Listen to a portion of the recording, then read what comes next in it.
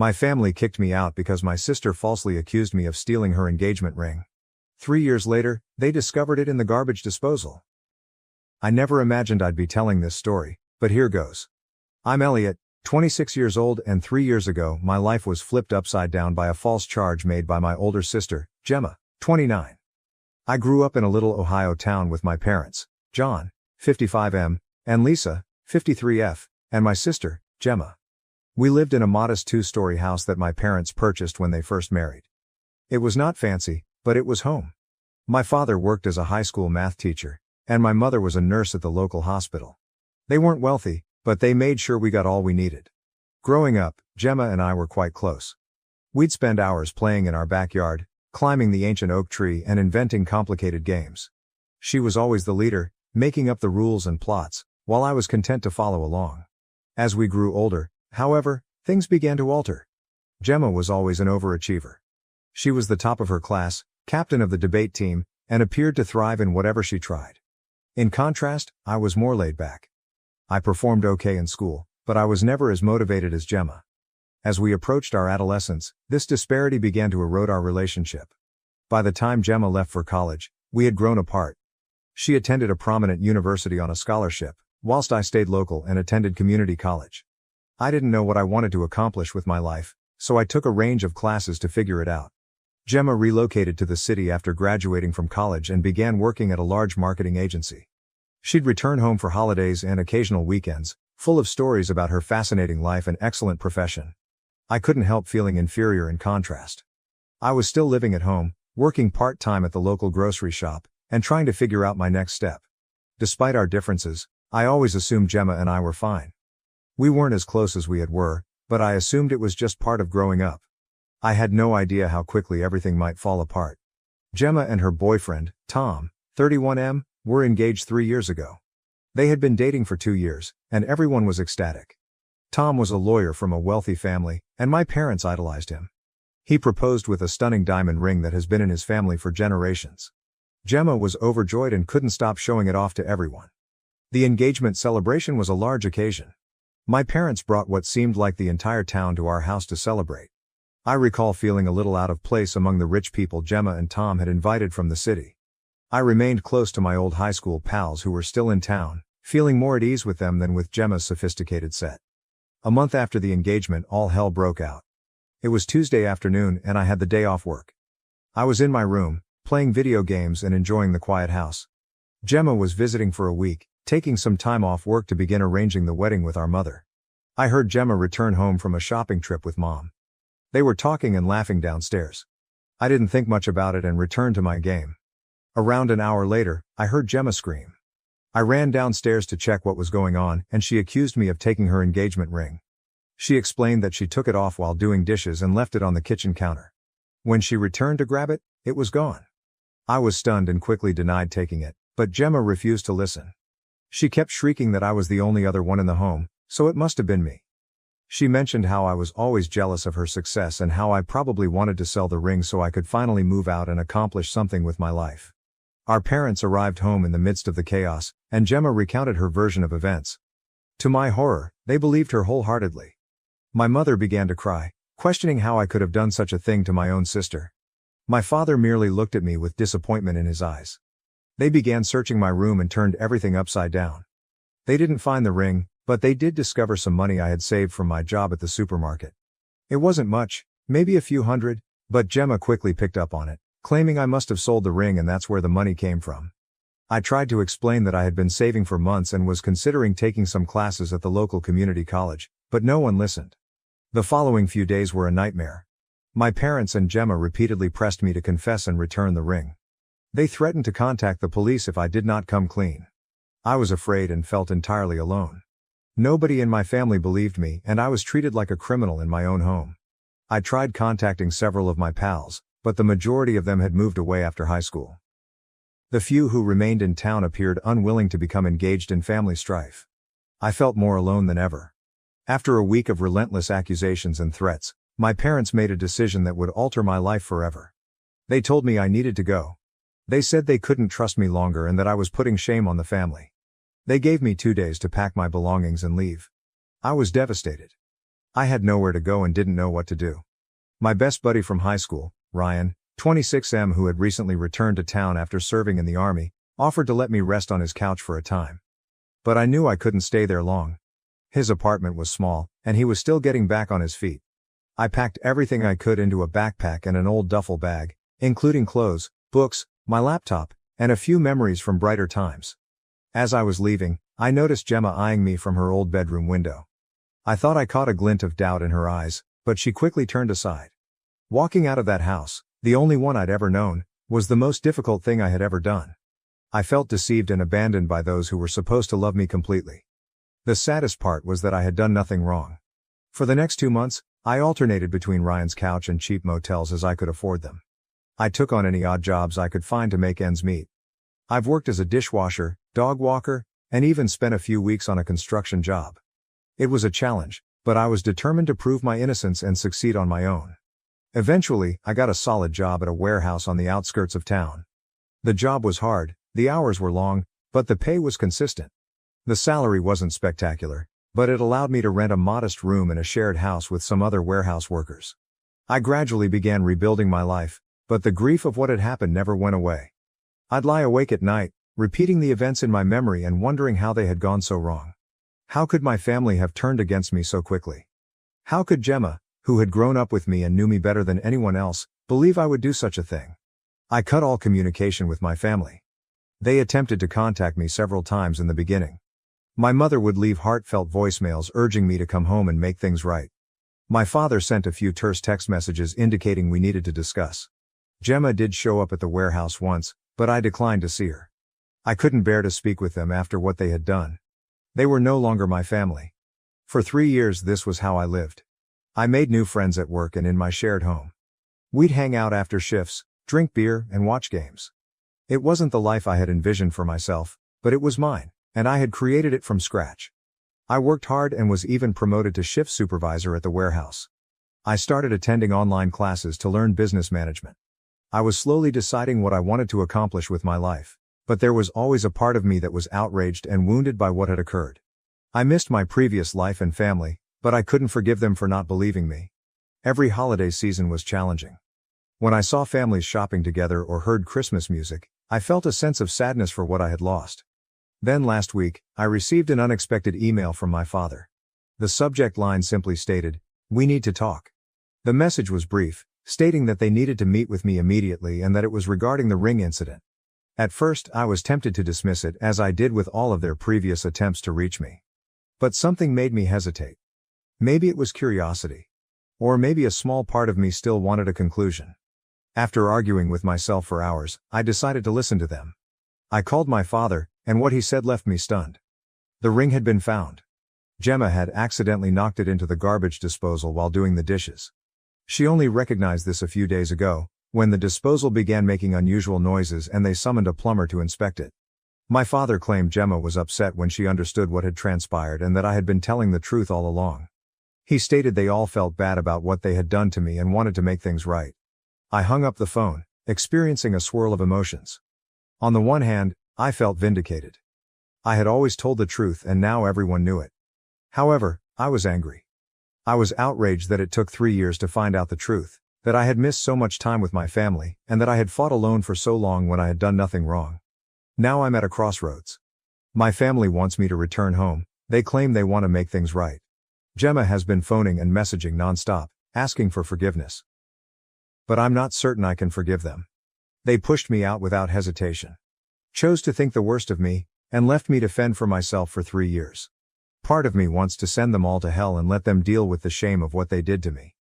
But another part of me misses my previous life and wonders whether there is a way to rebuild what we've lost. I do not know what to do. Should I give them an opportunity to make amends, or should I continue living the life I've created for myself without them? I'm torn and could appreciate some outside insight on this whole situation. Update 1. It's been a week since my previous post, and a lot has happened. I'd want to thank everyone for their advice and support. It truly helped me go through my emotions and figure out what to do. After much debate, I chose to meet with my family. I believed I owed it to myself to confront them and seek closure, even if I wasn't convinced about reconciliation. We decided to meet in a neutral site, a modest coffee shop in the next town over. I chose it because it was far enough from our hometown that we wouldn't run across anyone we knew, yet close enough that anyone could get there without too much effort. I was quite nervous on the day of the meeting. I hadn't seen my family in 3 years, and I wasn't sure what to expect. I arrived at the coffee shop early and chose a table in the corner where we could enjoy some solitude. When they walked in, it was like a hit in the belly. Seeing them after 3 years was intense. My mother burst into tears the moment she saw me. She was older than I remembered, with more gray hair and creases around her eyes. My father appeared weary and tired, his shoulders drooping as if he were carrying a huge weight. Gemma couldn't look me in the eye at first. She appeared smaller and less confident than the sister I recalled. We sat down, and for a time, no one knew what to say. They all started talking at once, with apologies falling out. My parents said they had failed as parents by not trusting me and kicking me out.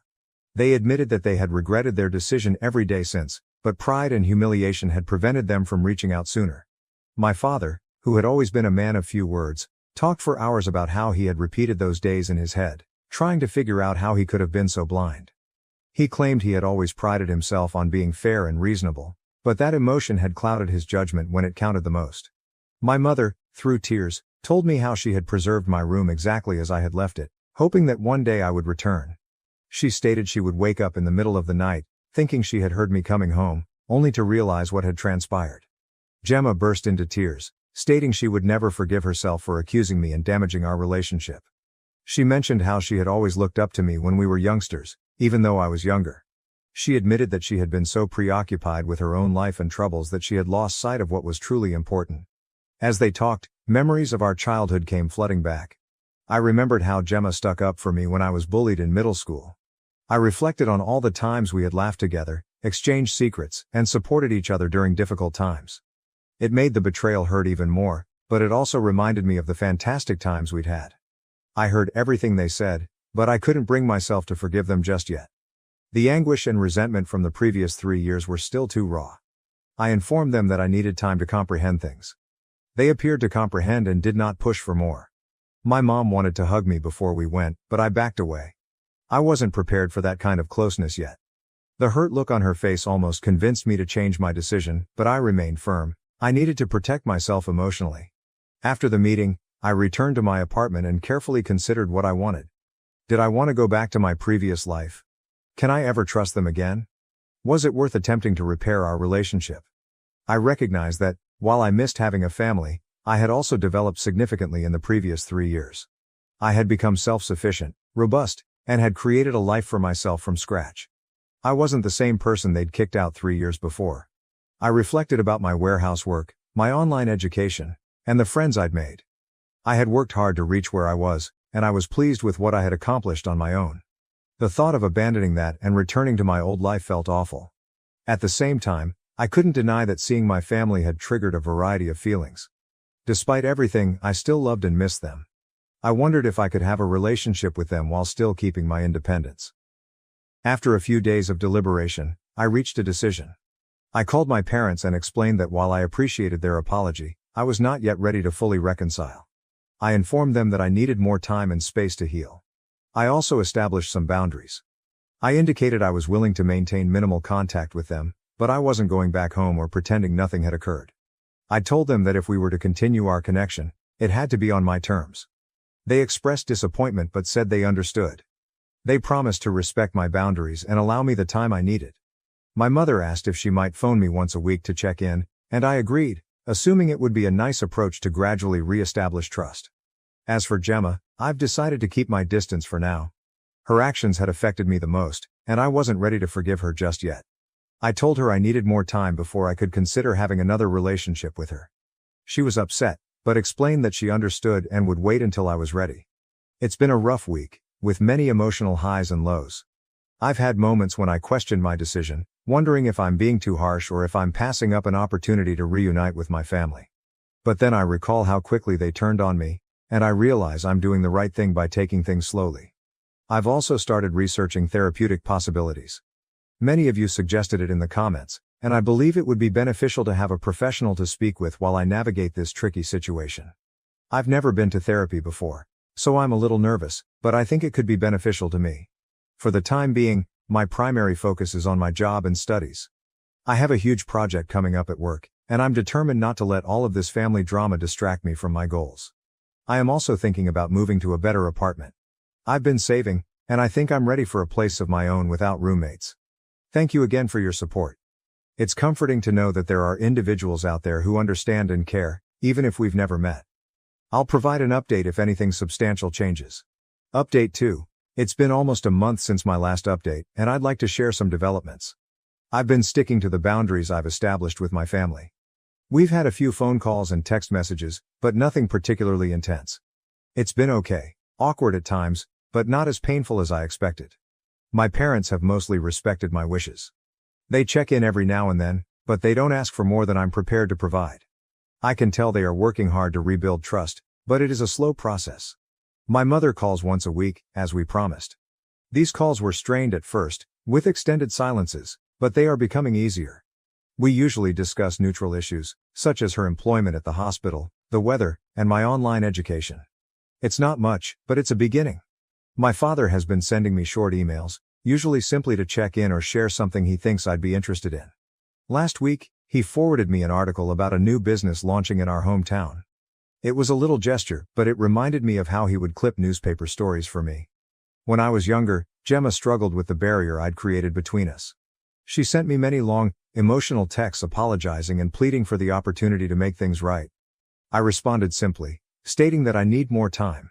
It's difficult, but I'm holding firm on this. I know she's hurting, but I'm not prepared to deal with her feelings on top of mine. The big news is that I have started treatment. I discovered a counselor that specializes in family trauma, and we've had a few sessions thus far. It has been difficult to bring up all of the grief from the past, but I believe it is helping. My therapist is assisting me in resolving my anger and trust issues, as well as providing me with strategies for setting good boundaries. In our last session, we discussed how the incident with the ring was more than just the accusation, but also years of feeling like I didn't measure up to Gemma's accomplishments. It's made me recognize that there were difficulties in our family dynamic long before the ring incident and that healing will require addressing those as well. One unanticipated result of all of this is that I've become closer to my pals, particularly Ryan. They've been extremely supportive throughout the entire ordeal. Ryan even offered to accompany me to any future family meetings for moral support. It's taught me that family is more than just blood. It's about who supports you when things go rough. Work has been a welcome distraction. I've poured myself into my career and even received a modest promotion. I'm now in charge of inventory management for my shift, which means additional responsibility and a minor pay increase. It is nice to have something pleasant to focus on. In terms of my living situation, I've decided to stay where I am for the time being. It's not much, but it's mine and symbolizes the independence I've worked so hard for. My parents offered to help me find a better place, but I declined. I have to do this on my own. However, I began to carefully consider choices for furthering my studies. A state institution located approximately an hour distant provides night classes. I am considering applying to their business program. It would be a significant move, but I believe I'm prepared for it. Overall, I'm taking it one day at a time. Certain days are harder than others. There are times when I mourn our easy connection as a family, but then I recall how fast they turned on me, and I realize I can't rush this process. My therapist thinks it's good to have mixed feelings about everything. She encourages me to be patient with myself and not feel obligated to forgive before I'm ready.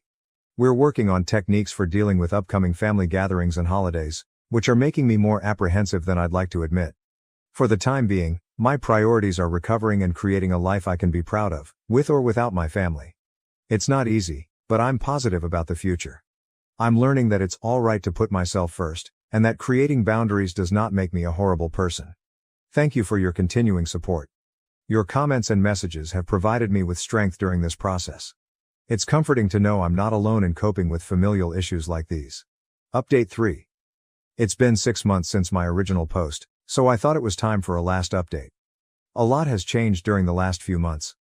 The biggest news is that I've decided to relocate to a different place in search of a new employment opportunity. It's a significant advancement in my profession, and I'm looking forward to the new opportunities. The job is with a logistics company, and the work is comparable to what I did at the warehouse, but on a much larger size. It's a management role, which I've been working toward for a while. The income is much higher than what I was making previously, and it includes benefits such as health insurance and a 401k plan. Before making this decision, I had a lengthy conversation with my therapist. We talked about how this move will influence my healing process and my relationship with my family. Finally, we agreed that this could be a good thing for me, an opportunity to fully stand on my own 2 feet and identify myself outside of the family drama. I informed my parents about the transfer last week. They were astonished and disappointed, yet they expressed their understanding.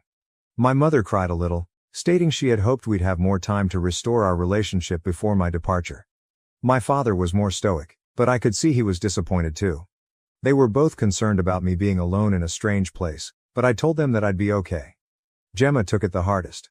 After I told her, she showed up unannounced to my flat, pleading with me not to go. She admitted that she felt like she was losing me all over again. It was a challenging conversation, but I held my ground. I informed her that this was something I needed to do for myself, and that our relationship was not in a position where her opinion could influence my decision. Our relationship is improving, but it is not perfect. We've enjoyed several family dinners in recent months. They've been uncomfortable and awkward at times, but we're gradually learning to be around each other again. Trust is still a major issue. I sometimes question their motives, wondering if they truly believe what they say or if they are simply attempting to relieve their guilt. My therapist has been crucial throughout this. She has helped me analyze my emotions and create boundaries. She has emphasized that forgiveness does not imply forgetting or pretending that the trauma never happened. It's about letting go of my anger in order to find peace of mind. I've taken that to heart. While I don't believe I'll ever forget what happened, I'm attempting to forgive my family. Not for their sake, but for mine. It was hard to carry around all of my anger and bitterness, and I'm ready to let it go. As I prepare for this relocation, I've been thinking about everything that has transpired. 3 years ago, I thought my life was finished. I'd lost everything, including everyone I cared about. But now I see how much I've learned from that experience. I'm stronger, more independent, and have a better understanding of my own worth than I ever had. I don't know what the future holds for me and my family. We intend to stay in touch once I relocate, with weekly phone calls and visits during the holidays. It's a start. Perhaps, with time and distance, we will be able to create something new. For the time being, my attention is focused on the future. I'm excited about my new work, the new city, and the opportunities that await me. I've started looking for apartments online and researched the region where I'll be residing. It's a mix of excitement and trepidation, but I'm largely looking forward to this next chapter in my life. Whatever happens to my family, I'm confident I'll be okay. I've shown to myself that I can deal with whatever life throws at me, and I've learned the value of surrounding myself with people that believe in and support me, whether they're related or not. Thank you for watching. If you haven't subscribed yet, please do so and hit the notification bell to stay updated with more shocking real-life stories happening around you.